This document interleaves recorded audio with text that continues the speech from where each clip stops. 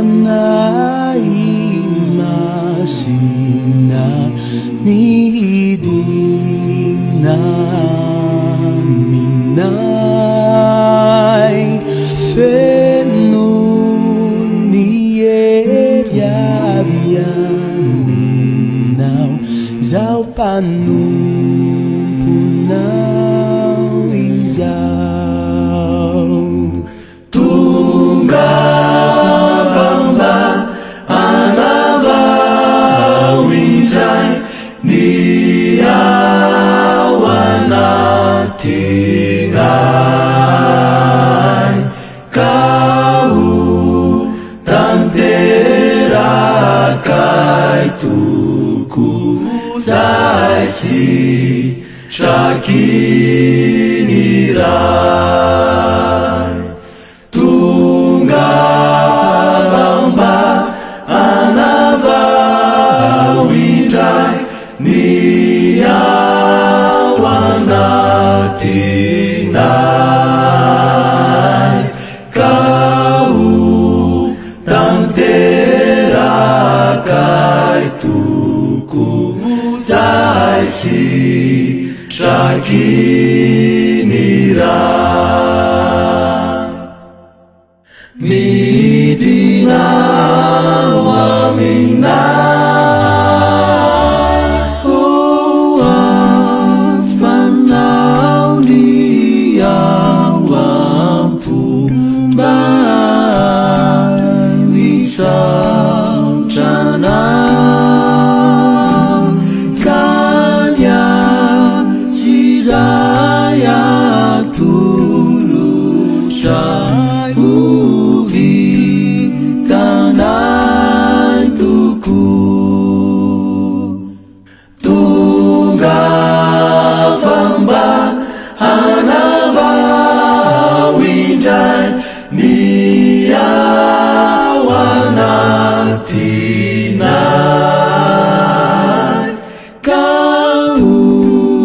tanterakai tuku zay sitrakiniray tunga vamba anavawindray niawanatinay kau tanterakai tuku zay sitrakiniray.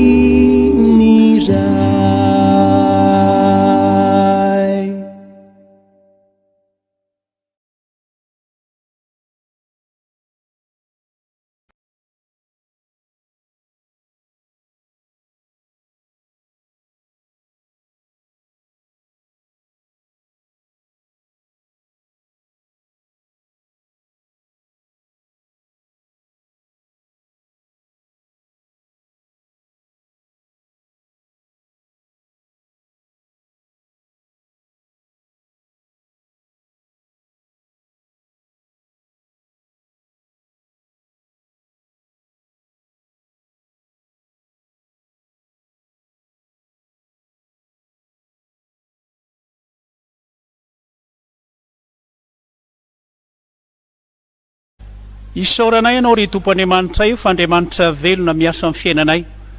Andriamanitra mamelona ny finoanay ary miantoka ny fiainana mandrakizay ho anay. Misaotra anao satria ianao no mbola mampianatra anay ny mba ahafahanay manaraka ny dianao Jesosy io. Fa izany no pirofo indrindra ny fahaveloman'ny finoana aty anatinay. Koa ankehitriny ary raha andreny fampianarana ny teninao zahay, dia mangataka ny fananao masina mba hitoetra sahady ao am-ponay, anokatra ny fonay aizanay mandray izay tianao lazaina aminay, ary indrindra ny mba anamboatra ny toe-panahinay hifanaraka amin'ny sitraponao ka anarahanay ny dianao marina, fa izany no marika ny mahaolon'Andriamanitra anay. Koa dia mametraka eo am-pelatananao izao fampianarana ny teninao izao, mba voninahitry ny anaranao rery ihany. Amin'ny anaranao Kristy mahavonjy avy any Nazareta no andrinay sy ametrahanay izany vavaka izany, misaotra Jesosy io. Amen. miara misaotra an'andriamanitra lehibe tsika ry havana afaka miaona ampifaliana amin'ny alalan'izao fotoana izao fitaom-pivavahana zay andrenesantsika ny fampianarana ny tenin'andriamanitra ny loha hevitry ny fampianarana zay hoentina amintsika amin'ny dian'io ty dia ny hoe ny olon'andriamanitra amin'ny fanarahana ny dian'i jesosy ny olon'andriamanitra amin'ny fanarahana ny dian'i jesosy zany dia hitantsika ao amin'ny petera voalohany a toko faharoa ny andininy faharoapolo ka hatramin'ny fahadimy amby roapolo no hanim-panatsika ny fampianarana dia toy izao ny vaky ny teny eo amin'ny anaran'i jesosy fa inona ny laza raha tahiny kapohina noho ny fahadisoana ianareo ka mandefitra amin'izany fa raha tahiny manao sokosa ianareo ka mitondra fahoriana sy mandefitra dia izany no sitrak'andriamanitra fa ho amin'izany no niantsonanareo fa Kristy aza efa nijaly amonjy anareo ka namela fianarana ho anareo mba anarahanareo ny diany izay tsy nanotakory sady tsy nisy fitaka teo ambavany raha notevadevaina izy dia tsy mba nanevateva raha nijaly dia tsy nandrahona fa nanolotra ny adiny ho amin'ny mpitsara marina izy ary nitondra ny fahotantsika izy tamin'ny tenany teo amin'ny azo fijaliana mba ho fantiny amin'ny ota isika fa ho velona ny amin'ny fahamarinana ary nidiakapoka taminy nahazotranana anareo ka fa efa nania tony ny ondry sy anareo dia nefa ankehitriny dia efa miverina ho amin'ny mpiandry sy mpitandrina ny fanahinareo amen ny olon'andriamanitra amin'ny fanarahana ny dian'i jesosy araka ny fiainantsika tokoa ry havana dia jesosy efa nametraka mazava tsara fa hoy ny tompo hoe zay rehetra manaraka ahy aoka hitondra ny azo fijaliana ny fanorin'ny fotsika dia ny hoe hizotra milamina miadana mba ho tanteraka ao amin'ny fiainana mandrakizay fa tsy satritsika tsy sitratsika ny hizotra ho amin'izany hoe lalam-pijaliana zay efa narahan'i jesosy zany zao ny zavatra tokony tsaroantsika ny lalam-pijaliana zay nizoran'i jesosy dia tsy hoe kisendrasendra na tsy manana hery anoerana ireo mpampijaly jesosy fa efa programan'andriamanitra ho famonjena izao tontolo izao izany raha tsorona dia zao ny lalam-pijaliana zay nizoran'i jesosy dia tsy maintsy natrehany ary izany no nahatonga azy hanambara meloha tamin'ny mpanaradia azy fa ny zanak'olona tsy maintsy ampijaliana ary omboana eo amin'ny azo fijaliana liko atoko fahefatra amby roapolo andininy fahafito hoy petera apôstôly eto amin'ity tenin'andriamanitra anjarantsika ity ary Kristy nijaly amonjy atsika ka namela fianarana ho atsika inona moa no ifandraisan'izany toa sarotra ny mandray zany teny zany hoe ahoana ny fomba ianaranao ny fiainan'i jesosy ahoana ny fomba ianaranao amin'izay anarahanao ny dian'i jesosy indrindra ny manatanteraka izany eo amin'ny lafiny maha olombelona antsika sarotra zany aoka hazavatsara amintsika fa izay rehetra mino an' jesosy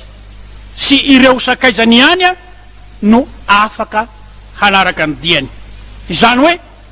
tsy maintsy ho efa ho tonga mpamonjy atsika jesosy zay izy nanatanteraka ny fanavotana sy ny famonjena atsika zay isika vao tonga hanaradia azy a amin'ny fiainantsika manontolo fianarana ho atsika izy ireo zay manaraka ny dian'i jesosy dia tsy hafa fa ireo zay resy lahatra tanteraka ny famonjena vitany ka mahatsapa ny asarobidiny zany famonjena zany eo amin'ny fiainany manontolo ary io no anisan'ny zava-dehibe satria isika anie dia nafindran'i jesosy ny ala avy amin'ny fahafatesany ho amin'ny fiainany isika anie zay efa novidin'i jesosy tamin'ny rany fa raha tsy nanolotra ny ainy teo amin'ny azo fijaliana jesosy tsy misy famonjena tsy misy fanavotana ho atsika koa eto jesosy raha milaza hoe mamela fianarana ho atsika mba anarahantsika ny diny zao tenin'andriamanitra zao dia nidikan'izany dia zao raha tianao no tanteraka ao amin'ilay fiainana mandrakizay dia tsy maintsy manaraka ny lalana zay ny zoran'i jesosy isika manaraka ny lalana zoran'i jesosy isika fa izao tsy ho tanteraka tsika zany raha toa ka misaraka aminy isika io le lazainy jesosy hoe raha misaraka amiko ianareo de tsy mahay manao na inona fa raha miray amiko kosa ianareo de zao mamobe ianareo zany hoe ho velo ny finoana amin'ny fanarahana an' jesosy tsika ka mahatonga atsika iorona tsara ho amin'ilay fiainana mandrakizay tsy vita mora foana nefa zany fanarahana marina am' jesosy zany zavabe dehibe tokoa no apetraky ny tenin'andriamanitra amitsika eto azo lazaina ho eta mahavesatra zany ny manahirana de izao ny olona zay mbola mitondra ny fahotany sy ny elony ve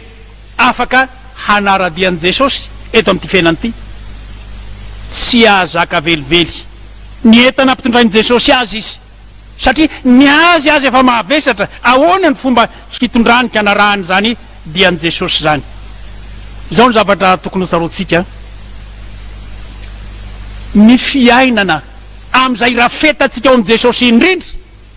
no afahatsika manatanteraka zany fanarahana an' jesosy zany satria rehefa mahatsapa tanteraka am'izay fahavelomanao am' jesosy isika ka mametraka ny aminy hoe zavapona izao rehetrarehetra zao fa ao am' jesosy ihany no misy ny manana ny maritra mandrakizay de io no mahatonga atsika hahatsapa mandrakariva ny asarobidiny zany atao hoe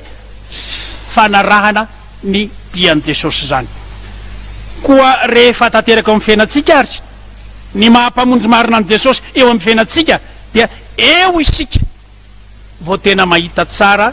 ny amin'ny lalana zay anarahantsika an' jesosy indrindra misy mpanompon'andriamanitra anankiray manoratra momba ny fiainana kristianina izao no lohateniny fampianarany maro ny mpakasitraka fa vitsy no mpanaraka inona moa no tiany ho mpanoratra ho resahana ao anatin'izany betsaka tokoa ny makasitraka hoe jesosy io ane efa nahatanteraka ny asa-pamonjena ho atsika ary efa nanolotra ny ainy teo amin'ny azo fijaliana ary izany no mitondra atsika ho amin'ny fiainana mandrakizay satria namela ny elikotsika teo amin'ny azo fijaliana izy raha mandre zany tsika de ho isika hoe zaho koa jesosy mba te ho isany ianao hiaradia aminao hiaradalana aminao ho am'izany fiainana mandrakizay zany fa rehefa tena mizotra tokoa am'ilay lala-pijaliana am'izay narahany jesosy de zao be no mihemitra be ny te hiala amin'ny fahasoavan'andriamanitra ary betsaka no tsy te hanaraka ny lalana zay nyzoran' jesosy satria tsy ho tatiny ny lafiny mahanofo maha olombelona azy zany ary zany indrindra no anisany manahirana eo amin'ny fiainan'ny olona jesosy anefa eto riavana miantso atsika mba anaraka marina ny diany ahoana ary izay lazain'ny soratra masina ny amin'ny fanarahana marina an' jesosy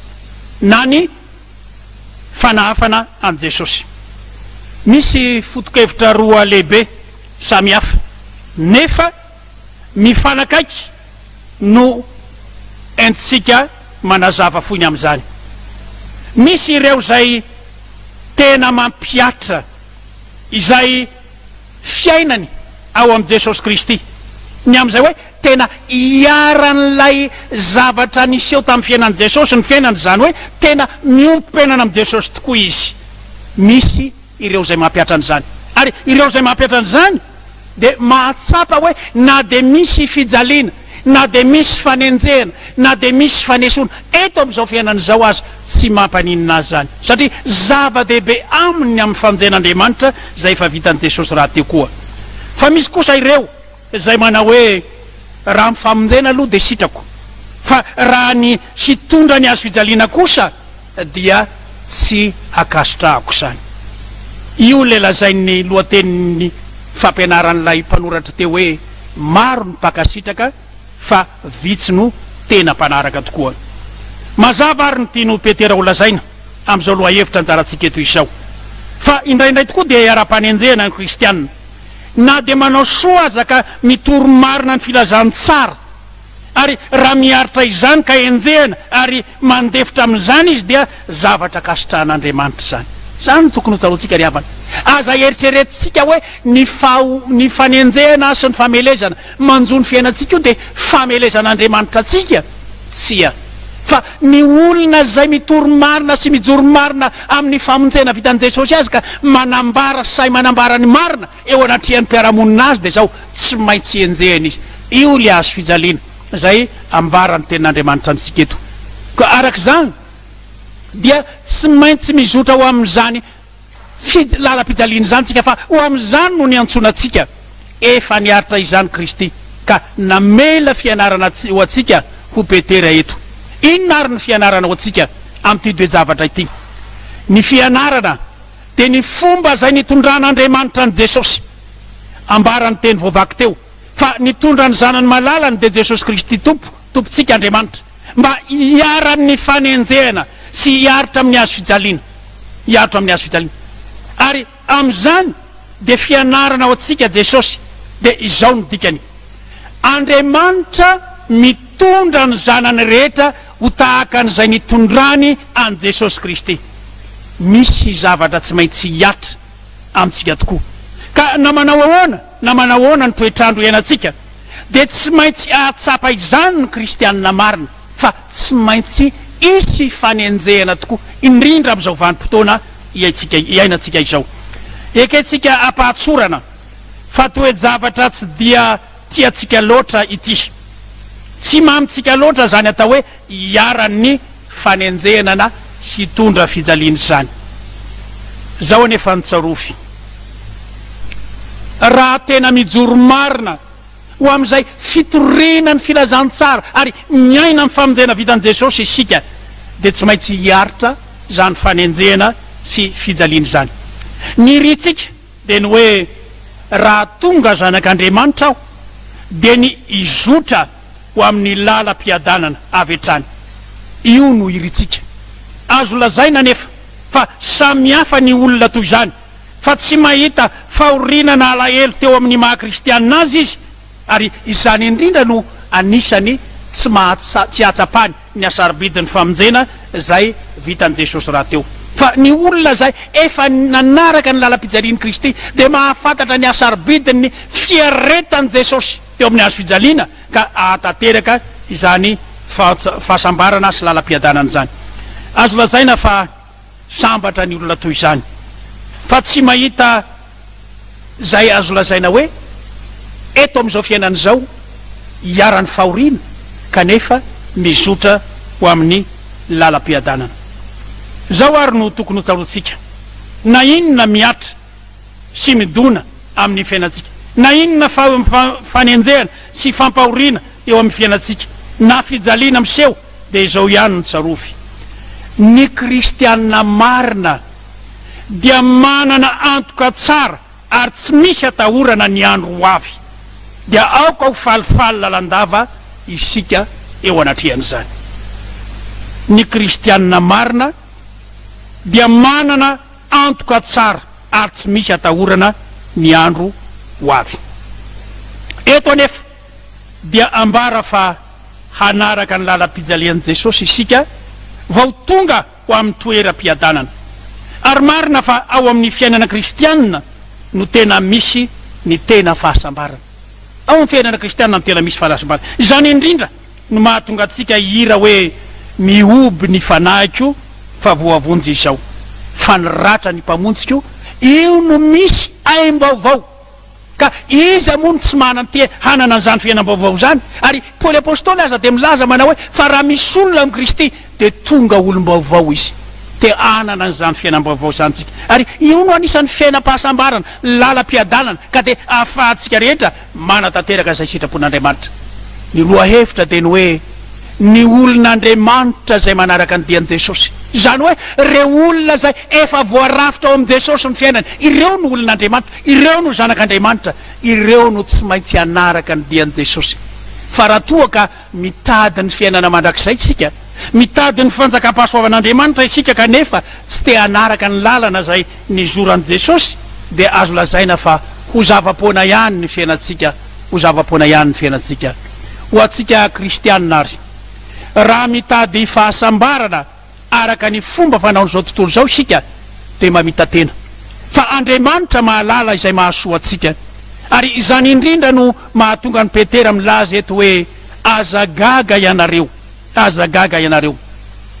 niaraka tamin'i Jesosy tao anatin'ny sambo kely ny mpianatra tsy napoziny hoe hisy tafiodrivotra rehefa ao Jesosy ka de gaga izy reo fa nisy ny tafiodrivotra izao ny tsarofy rehefa tonga ao amin'ny fiainanao Jesosy de fataro fa ho tonga koa ny fanoerana sy ny tafiodrivotra mety ho gaga tokoa ianao fa tsy napozinao hisy zany ary io ndraindray ny manahirana ny fiainan'ny olona hoe rehefa miaraka amin'ny Jesosy a de zao milamina ny fiainako milamina ny zavatra rehetra ka dia hoy Petera hoe aza atao ho mahagaga ny manjoanareo zany aza atao mahagaga ny manjoanareo zany fa ndraindray misy olona ao anatin'ny olana sy ny zavatsarotra iainany de ozy hoe anatona an Jesosy aho iaraka amin'ny Jesosy aho ka everiny hoe rehefa ao amin'ny Jesosy de hovava daholo tokoa ny olana sy ny fanenjera mety hovava ny apahany tokoa fa isika am'izay jorotsika amin'ny fahamarinan'Andriamanitra de zao misy fijaliana zay atrehantsika tokoa miombona fijaliana amin'ny Kristy isika zany akory tsy milaza hoe tsy ampy zay ny aretan'ny Kristy ka anatanteraka izay tsy vitany isika vitany somatsara ny azy efa tanteraka ny famonjena fa isika kosa eo ampanarahana ny dian'i Jesosy de zao mitondra ny azo fijaliana ka izao ny tsarofy arakaraka ny anarahantsika ny fiongona-pijaliana amin'ny Kristy no itomboan'ny fifaliatsika no itomboan'ny fifaliatsika ary andianatsika amin'ny lalam-piadanana tsy tokony agaga ary raha hiaran'ny fijaliana sy ny fanenjehana isika fa lalana tsy maintsy diavin'ny mino zany lalana tsy maintsy diavin'ny mino zany fa raha miseho zany dia mifalia fa efa tanteraka ao amin'ny fiainana mandrakizay isika rehetra ho Jesosy hoe zay te anaraka aoko izy hitondra ny azo fijaliana ny azo fijaliana zay miatra amin'ny fiainatsika de misy karazany roa ny azo fijaliana ivelany sy ny azo fijaliana anatiny ny azo fijaliana ivelany dia ny fanoerana sy ny fanenjehana zay miatra amin'ny fiainana kristianina noho ny maha kristianina marina atsika izany hoe fanoerana mivantana ataony hafa misy aza dia miatra manainy misitsy hitatsika am'ireo tantaran'ny martiora izany fa tena niatra tamanaina zany fitondrana ny maha kristianina zany ary misy kosa ny azo fijaliana anatiny dia tsy hafa izany fa ny fahoriana ara-panahy vokatry ny maha kristianina avelan'Andriamanitra hiaran'ny pahoriana sy adi-panahy ny mino ho fizahatoetra sy ho fitezana amin'ny fanjakan'Andriamanitra matetika isika mivavaka manao hoe tezainao amin'ny fahoriana sy ny fijaliana koa izahay Paoly apôstôly dia nilaza ao amin'ny Koritianina faharoa toko faharoambeny folo andininy fahafito fa nasiana tsilo ny nofony fandrao sy rehare izy noho ny amin'ny fanambarana ny mahavoatsika ry havana matetika de zao tsy ny tsy faneketsika ny fahoriana na ny fanenjehana ho azo fijaliana fa everitsika ho vato misaka nandrosotsika ho ao amin'ny fanjakan'Andriamanitra zany kanefa tsarovy fa mahasoatsika izany tadidio tsara fa lalana hitondran'Andriamanitra ny zanany rehetra tahaka an'izay efa nitondrany an' Jesosy koa ny fahoriana sy ny fijaliana ary ny lalana mitondratsika ho amin'ny fiainana mandrakizay koa zany ankehitriny ary dia mametraka tanteraka eo am-pialatanan'Andriamanitra ny amin'ny fiainatsika isika mametraka tanteraka ho Jesosy loha pitarika ny lalatsika sy ny diatsika isika mba azahoatsika mitondra ny fiainatsika ao amin'ny lalam-piadanana ao amin'ny fiainana mandrakizay hoy ny lohatenitsika eto hoe ny olon'Andriamanitra amin'ny fanarahana ny dian'i Jesosy raha tianao ary ny ho tanteraka ao amin'le fiainana mandrakizay araho ny dian'i Jesosy aza mivily lalakafa aza mierikerika ao amin'ny akaviana ao amin'ny akavanana fa banjino Jesosy la efa nanolotra ny ainy teo amin'ny azo fijaliana ary maty ary nitsangana tamin'ny maty nandresy ny fahafatesana fa ao amin'izany Jesosy zany no ananatsika antoka ny amin'ny fiainana mandrakizay dia ny tompo no hamelona trany ny finoana ao anatsika ho an'Andriamanitra ireryany eny voninahitra zay fazy hatramin'ny taloha indrindra ka mbola ho azy ho mandrakizay mbola hivavaka isika misaotra anao Jesosy ny amin'ny teninao zay nomenao anay mampahatsiaro anay tokoa fa anisan'ny zava-dehibe ho amin'ny fiainanay ny anarahanay ny dianao ka de anao anie no ampitombo atrany ny finoana ao anatinay ary amelona isan'andro zany finoana zany mba hanarahanay ny dianao naiza misy anay ho de raila mandrakizay reny voninahitra ao misy saotra tompo amen.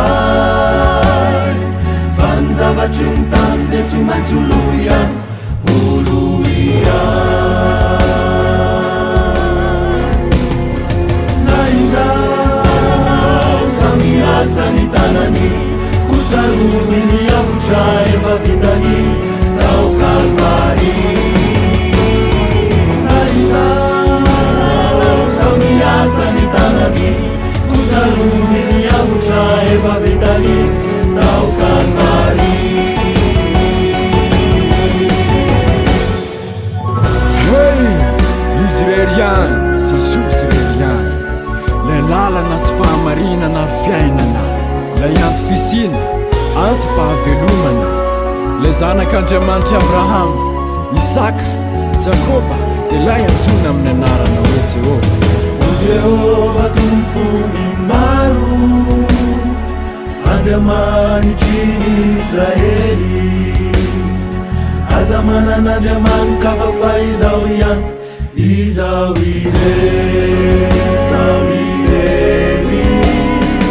izy ireny ihany no mpamonjy. Maritra mandraky izay, fa ny zavatry ny tany dia tsy maintsy olo ihany, olo ihany.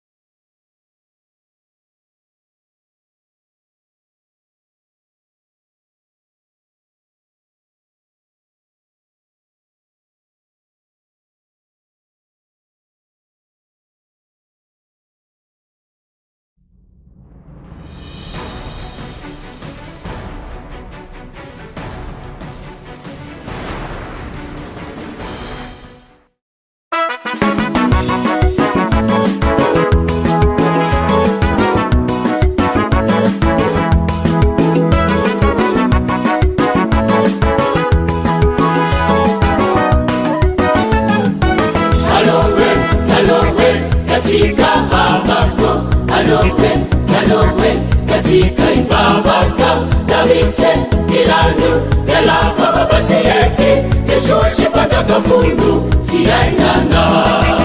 alowe katika habako alowe katika ipabaka davite ilanu yalapapapasiheke jesuse patakafundu fiainana ikolanganganu nimete kanema patikaka kami panuka kene baba temfalela so nipo kanangangu ni beti kanema patikaka manga kunikami panuka kene baba temfalela so